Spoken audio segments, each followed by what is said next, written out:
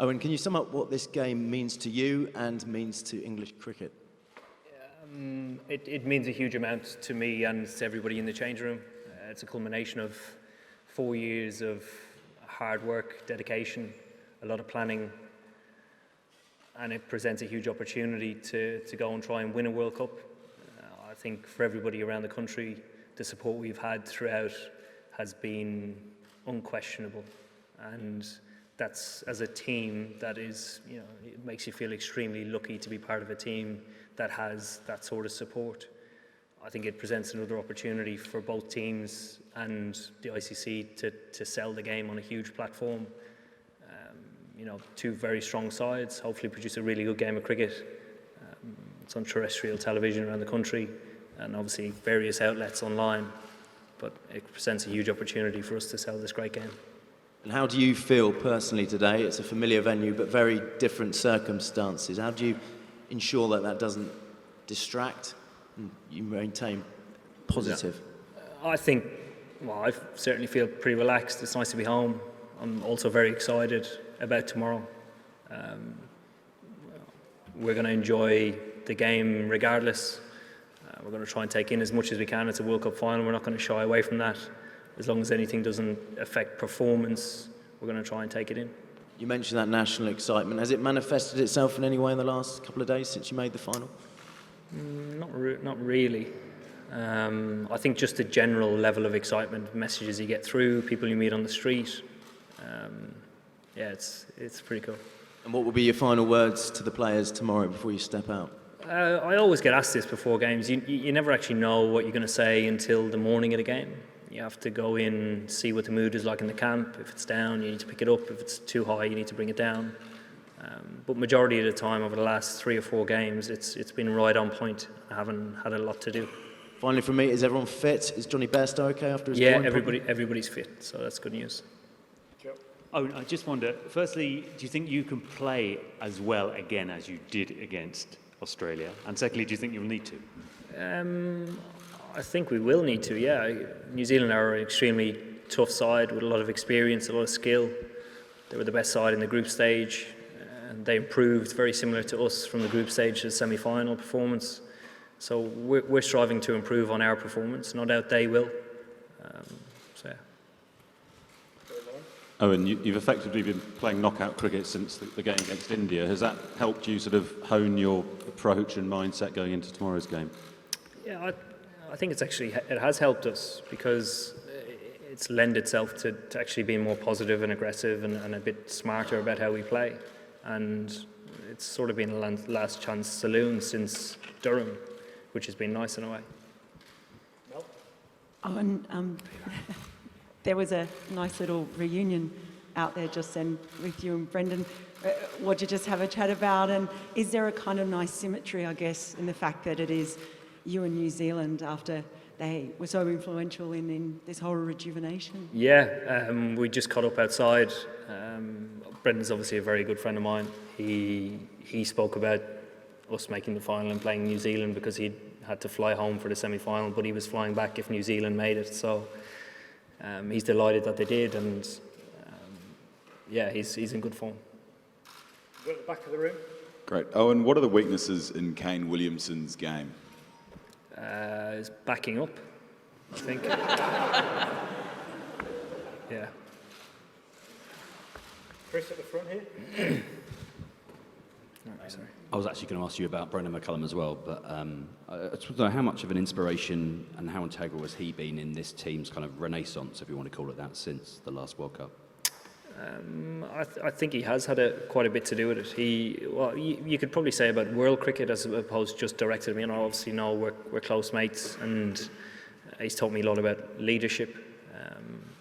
And I think in 2015, the way that New Zealand played, very similar to the way that they're playing at the moment. They proved to absolutely everybody that you can perform at the highest level and get to the top by being yourselves and not trying to be somebody else or a different team or be somebody that is a bit of a novelty for everybody else. So that's quite cool. You've only used 13 players in the tournament, so that's 2 players who haven't played, another 1 or 2 players who didn't make the squad, who've played a big role. Your family and friends have helped you. Just tell us a bit about. There's only going to be 11 people on the park tomorrow, but this, you're doing it for a lot of different people, aren't you? Oh, absolutely. And I think people up and down the country as well. I think that the two guys that haven't played a part have been brilliant for us. We always talk about the squad, we never talk about the final 11. The final 11 is extremely difficult to get into. So having that responsibility of going out and doing what you do is more important. So what it means to friends and family is unbelievable. We had a lot of friends and family in the change room after the semi-final because they're as important to our success as it is to us and everybody around the country. So it's important to share it. George? Hi, it looks pretty green out there, surprisingly green. Obviously you know the conditions well. Do you have any thoughts on that? And is it a bowl first wicket? From afar it looks greener than it is. There isn't a lot of grass on the wicket, mill-wise, so it'd probably exaggerate how it looks. I think it'll look different. If the sun comes out for a few hours, it'll look different in a few hours. It'll go wider and burn it off. Depends on how hard the wicket gets, I think. Yeah. Yes, go ahead. Hi, Faye Barker, ITV News.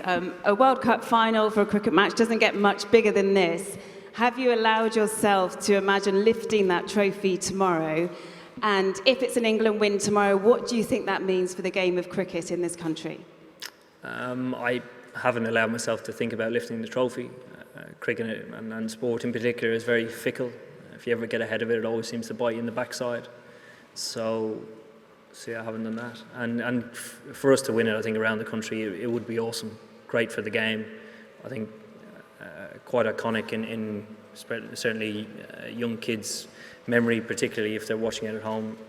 And we managed to lift the trophy. It'd be awesome.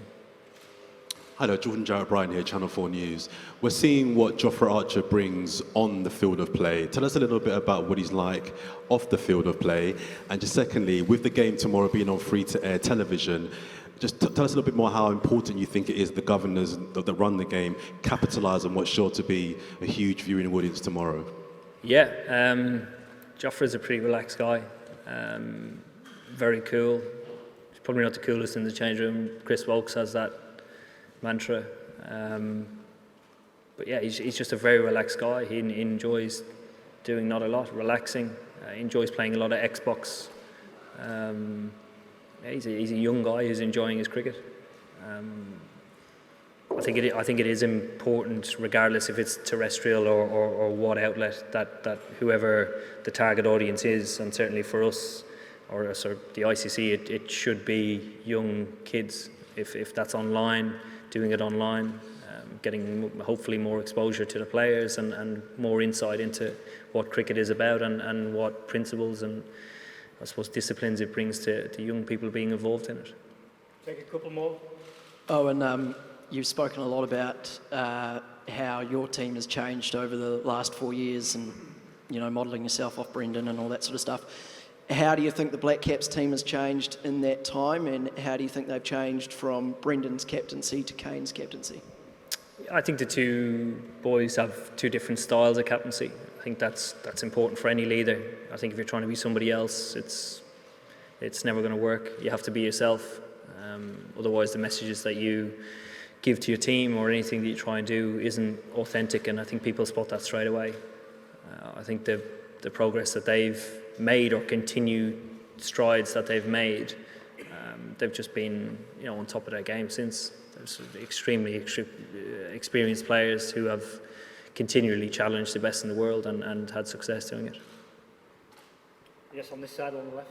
Hi, Eoin. New Zealand, apart from Afghanistan, are the only side that haven't scored 300 in this tournament, but they're also the side that have defended a lot of 240s, 280s. You guys obviously do a lot more deeper analytics of the game. So how do you look at this particular equation between bat and ball about what your opponents are doing?